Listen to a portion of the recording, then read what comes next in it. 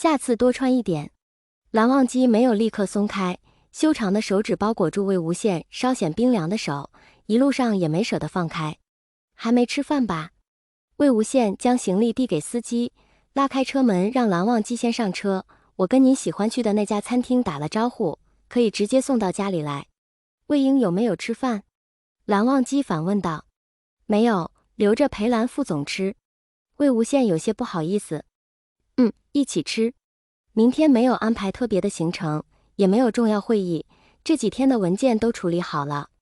魏无羡憋了3天，总想凑上去给蓝忘机汇报工作，您明天再看看就可以移交了。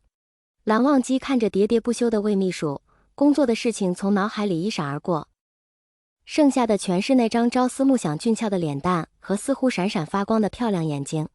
您没在听？魏无羡看着蓝忘机的神情有些异样，忍不住嘟囔道。在听。蓝忘机垂眸，脸上闪过一丝笑意。魏秘书再多讲些。终于回家了，肚子都快饿扁了。魏无羡肚子咕咕叫了起来。以后太晚的话，不用等我吃饭。蓝忘机有些心疼。那怎么行？啊，餐厅已经送过来了，我去收拾一下，您先上楼换衣服。魏无羡提着东西往厨房走去，大晚上这人精神意外的好。回家了，魏婴。看着魏秘书忙碌的身影，蓝忘机低声说道。魏无羡迷路了。本是利用下午蓝忘机在总公司开会，去给一位居住在郊县深山别墅的合作对象送材料。去的时候顺利，回来的时候不知走错哪个岔道，不管是继续往前开，还是试着掉头回去，都回不到原先的路线了。司机下午有事，魏无羡是自己开车出来的，而且不知是不是太深入山区，信号也没了，不仅开不了导航，连电话也没法打。糟糕了！魏无羡看着仪表盘，害怕再盲目开下去，油都耗尽了也回不了家。魏无羡将车停在路边，山里的道路很是荒凉，一看就是很少有人走，附近也没有人家，大概是身处山谷之中，周围都是茂密的树丛，鸟叫声不绝于耳，但魏无羡可没心思欣赏。因为天空已经渐渐暗沉下来，天黑前出不了山的话就麻烦了。魏无羡把手机举高，也没有接收到半个信号。他回到车上看了一下，只有一些饮用水，并没有吃的东西。蓝副总，魏无羡想着蓝忘机散会后没看见他人，会怎么想呢？会来找他吗？能找到他吗？他试着给蓝忘机发信息，却次次显示发送失败。主要是搞不清楚方向啊。魏无羡低声抱怨道，脑海里忽然灵光一闪，手机里好像有指南针，不需要联网。魏无羡赶紧摸出电量堪忧的手机，点开指南针比划了下，又试着回想合作对象住处的方位和城区的方向。虽然不敢肯定，但总比在原地坐以待毙强一点。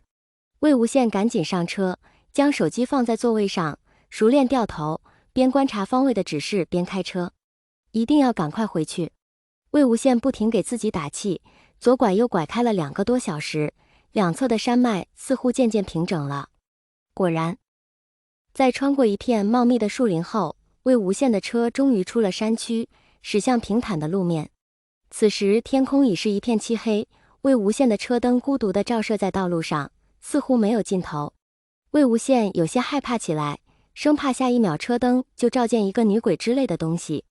应该有信号了吧？魏无羡看着车子也快没油了，拿起身旁的手机，看着信号慢慢恢复，魏无羡赶紧摁了蓝忘机的电话，可是还没接通，手机就自动关机了。没有备用充电线，魏无羡在车上也没法充电，他只好试着往前开，不到半个小时就熄火停车了。魏无羡下车，往四周看了看，虽然都是大片大片的田地，但没见着半个人家。即使下车走路，也不知能不能顺利找到人家求助。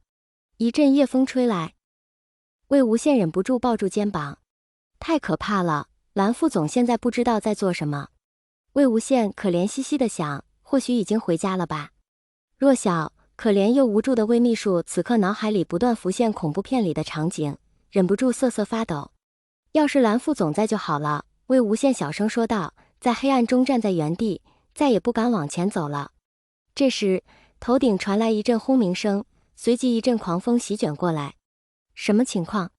魏无羡环顾四周，又抬头看天，正好一束灯光打在他的身上，让他忍不住眯起了眼睛。这里怎么会有直升飞机？魏无羡正疑惑，直升机上落下一排软梯。上来！直升机上出现一个身影，魏无羡逆光看不太清，但听声音是蓝副总无疑了。蓝副总！魏无羡兴奋地叫了一声，赶紧顺着软梯往上爬，爬了一半又回过头看一眼车子。蓝副总，您车子怎么办？笨蛋，会有人来处理的。蓝忘机伸出手臂，把磨磨蹭蹭的魏秘书拉上飞机。直升机随即提升高度，往夜空中飞去。蓝副总，您怎么找到我的？魏无羡往窗外一看，一片漆黑，只有远处地平线看得见些星星点点的灯光。有定位。蓝忘机言简意赅地说。啊，车上吗？魏无羡问道。